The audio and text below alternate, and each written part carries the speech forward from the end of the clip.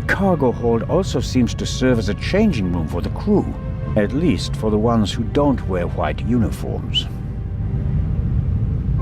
A stroke of luck. The lock is open.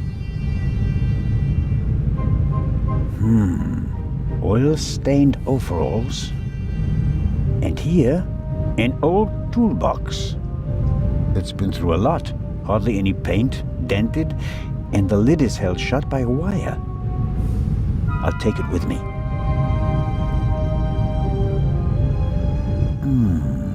Some wrenches, a bit of wire wool, an oily cloth, and here, a screwdriver.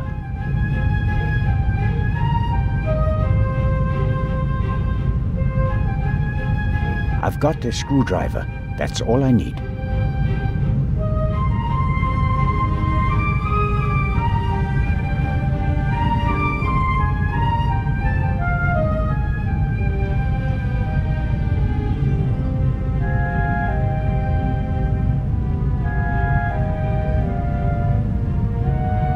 Maybe I won't get another chance to look around the cargo hold.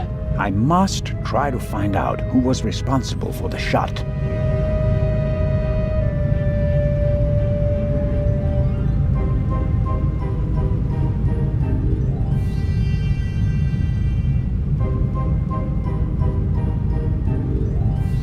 Somebody put the trunk back on the shelf. I can't tell whether it was our young friend or someone else. It must be uncomfortable traveling like that, even if you're as young and slim as our guest in the cell over there.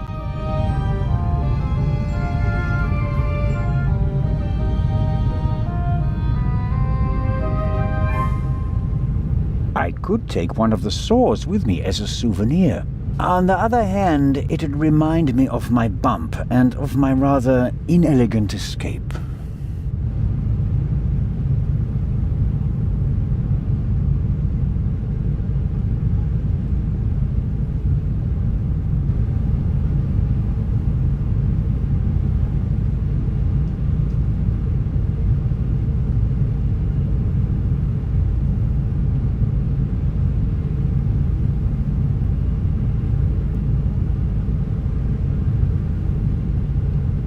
The young man is lying like a cheap rug. That much is clear.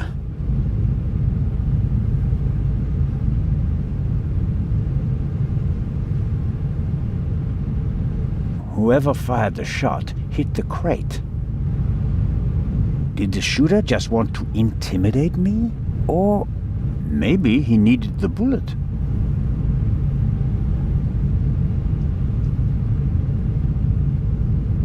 Well, I think the bullet is still in the wood.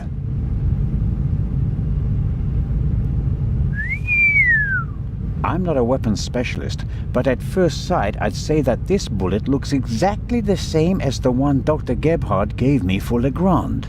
That would mean that the murderer also fired a shot here in the cargo hold before the murder. But why? Did they just want to make sure the old guns still worked? Or was it something else? And did the bullet really come from the same gun? I can only check that in Legrand's cabin.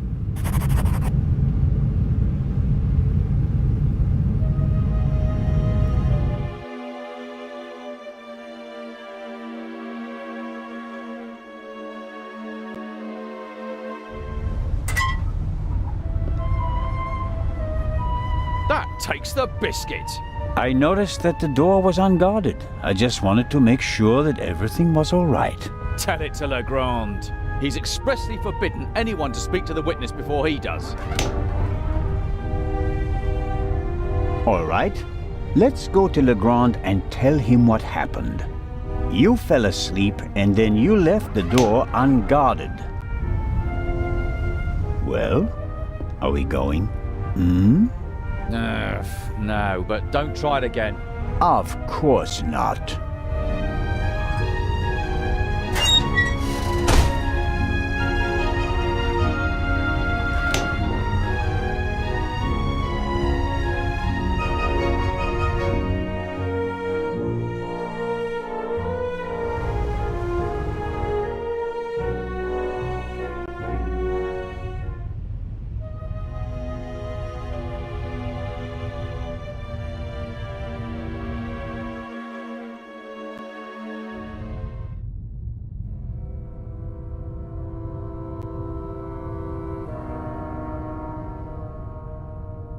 The lock isn't especially secure. I should be able to open it with the wire from the cargo hold.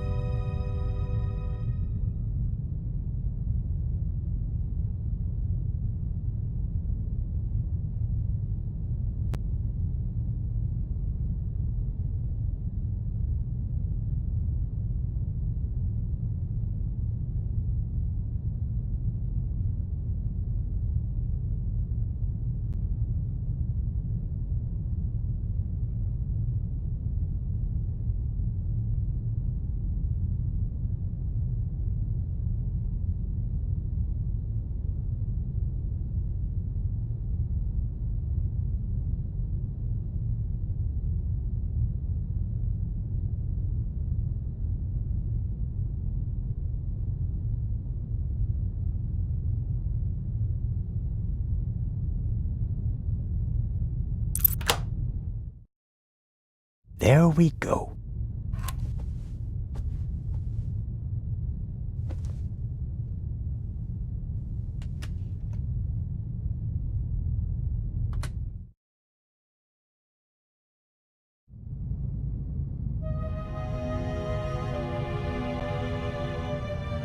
A lock master and son. Tough to crack. If I wanted to steal the eye, I'd concentrate on getting the 3 keys. If everything goes according to plan, the first time this monster is opened will be in the museum in Cairo. Fingers crossed.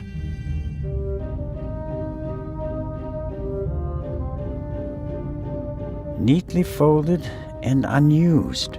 Legrand hasn't slept since we cast off, nor on the train.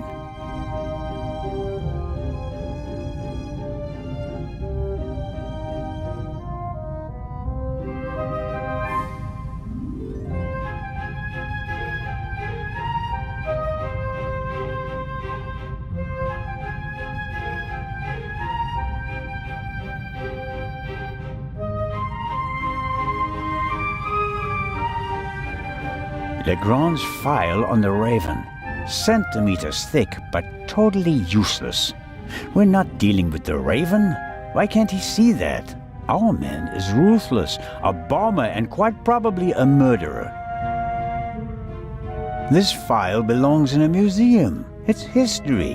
The inspector should concentrate on the present.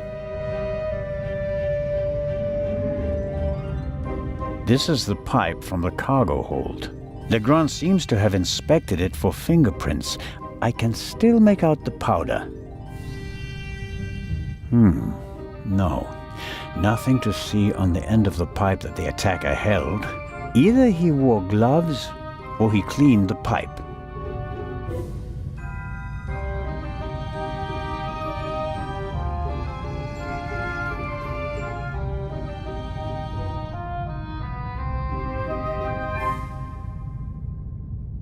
Legrand must have taken them yesterday at the crime scene. Shot in her sleep. She didn't feel a thing. She went to sleep and never woke up. A rough diagram of the ship. Legrand marked the Baroness's cabin. Seems like he didn't turn up anything else of note. This photo provides an overview of the crime scene. Yes. The bed, the blood spot. The spot on the sheet is much bigger than the one on the mattress. There's blood on the blanket as well. A lot of blood, I'd say. Yes, that's how we found her yesterday. I think. I wasn't really myself at the time.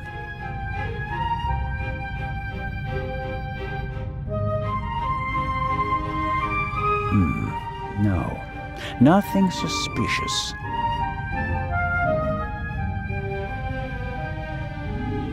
The blanket and the sheet are gone. I guess they're in the medical center.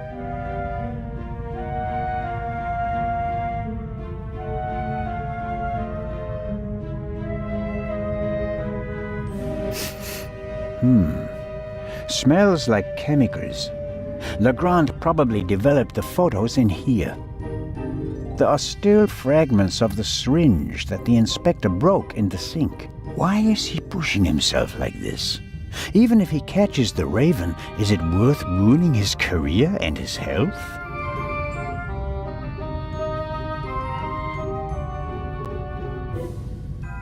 Legrand must have taken and developed the photos himself. He even made copies and enlargements. He seems to be prepared for everything, with access to more resources than a normal detective.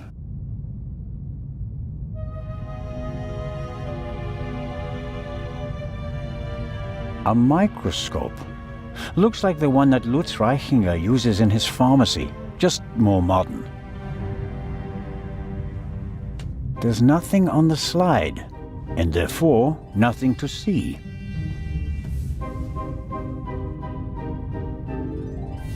Okay.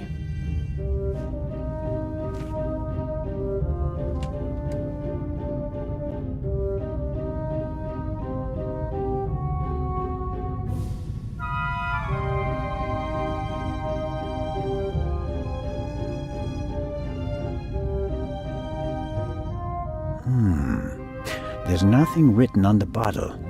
I suppose it's some sort of stimulant, legal or not. Legrand has been awake for at least 30 hours straight, maybe more.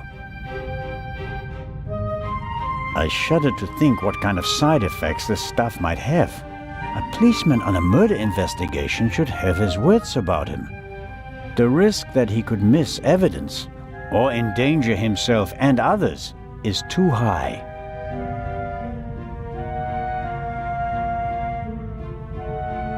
Aha! That's the bullet the doctor removed from the Baroness's corpse.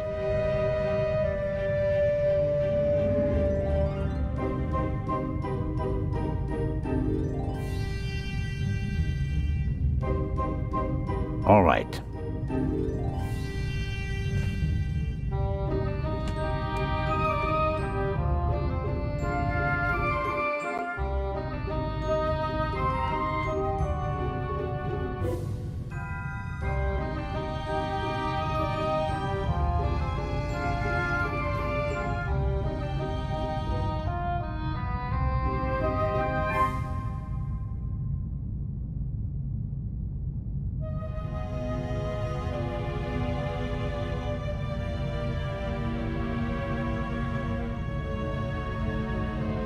That's the proof. Whoever shot the Baroness also fired the shot in the cargo hold. What could that mean?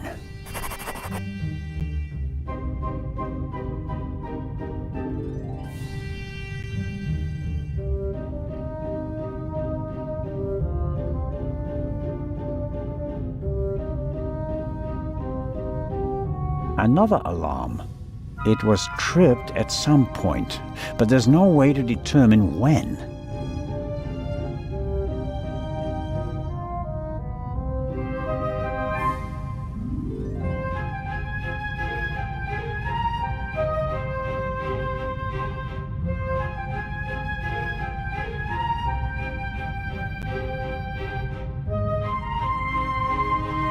A masterpiece. Forensic teams use kits like these. They're placing increasing importance on the preservation of evidence. But not in Switzerland yet. It's a small lab used to conduct simple analysis on site. All right, what have we got here? Good Lord. Good Lord. A small glass bowl for mixing chemicals. What's this? Oh, how practical. A hermetically sealed cotton swab for collecting samples. I'll take it. Fingerprints are overrated. Smart thieves wear gloves, or they make sure that there are too many fingerprints at the crime scene to check them all. Good Lord.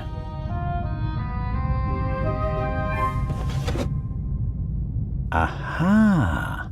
This is some kind of inventory list. For each chemical it lists the chemical composition and a short comment on how to use it. And here's a list of the most important procedures. Fingerprints, gunshot residue, blood. I don't have to analyze the pillow and feathers to determine whether there's gunshot residue. I can smell it. And I don't have any other clues at the moment. For forensics in the woods or the open country, I suppose. No use on a ship.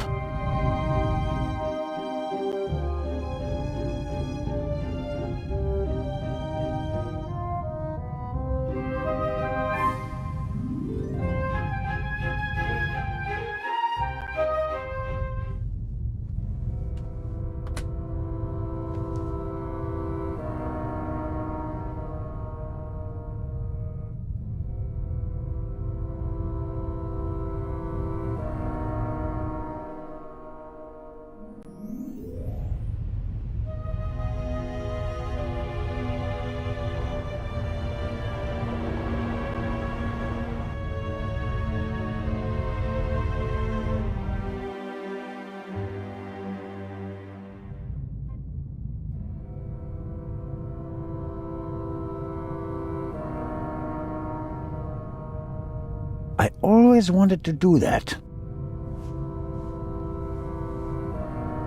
That should be enough.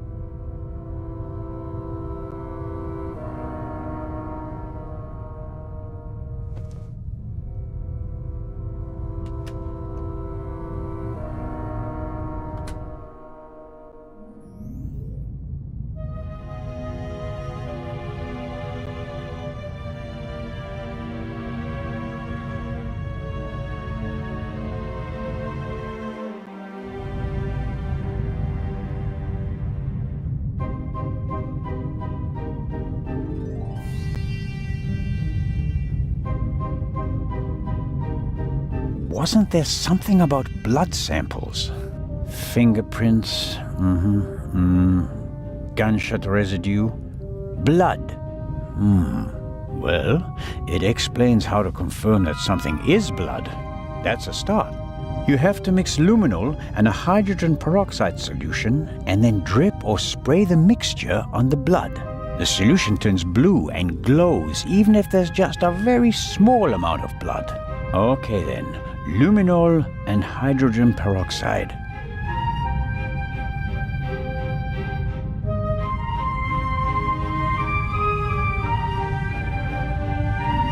Aha! Luminol.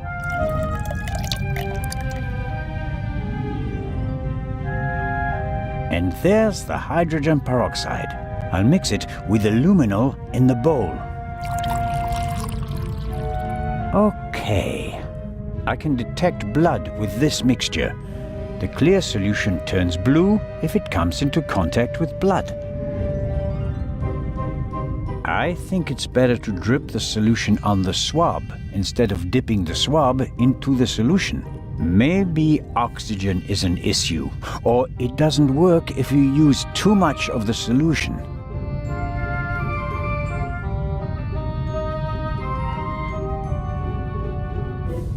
All right, so this is our reagent liquid.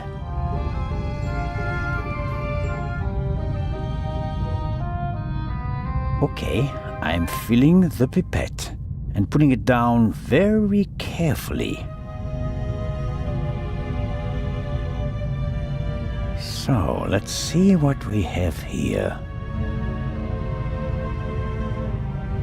No blood. Not the slightest reaction. If I didn't make a mistake, and it wasn't that difficult, then the spot on the Baroness's bed isn't really blood. But if it isn't blood, what is it? And more importantly, why didn't Dr. Gebhardt notice anything? He was supposed to have examined everything. I'd say it's time to visit the medical center.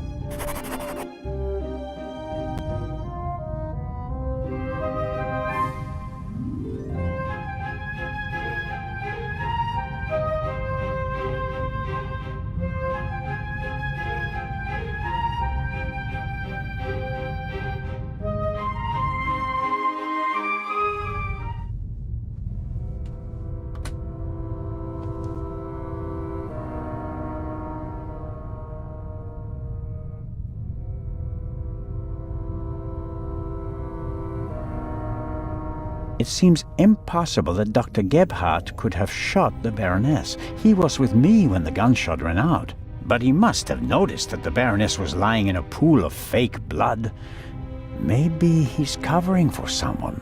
Let's find out.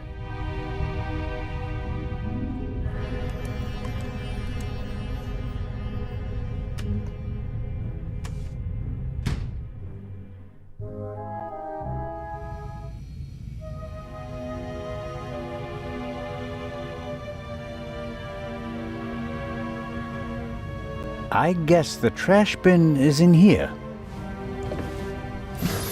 Right. Paper towels, plastic packaging, cartons, and... Hold on.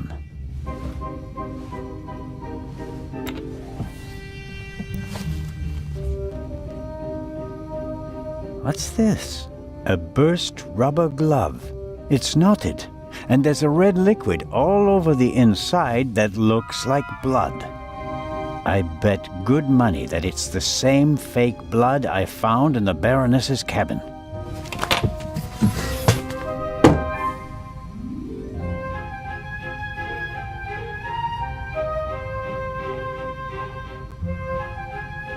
A tape recorder from Saibling. Interesting. The reel in the Baroness's cabin is from the same company. A microphone was plugged into the tape recorder. Maybe Dr. Gebhardt records the results of his examinations and writes them down later.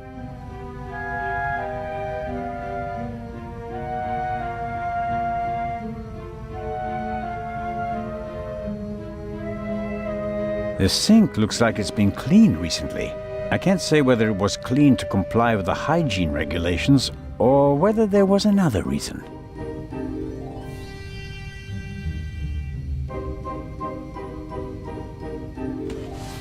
Interesting.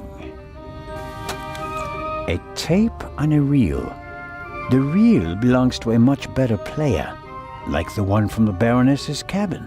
I can't be certain that this is the reel that was missing from the Baroness's cabin, but it seems quite likely. The player is rather basic. Simple, sturdy, practical. The player is...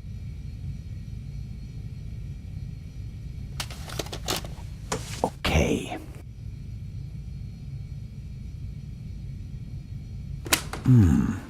Nothing. Strange. There.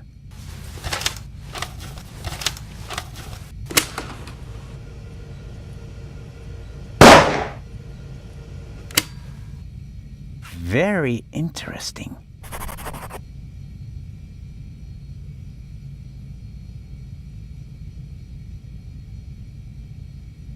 Time to pay Legrand.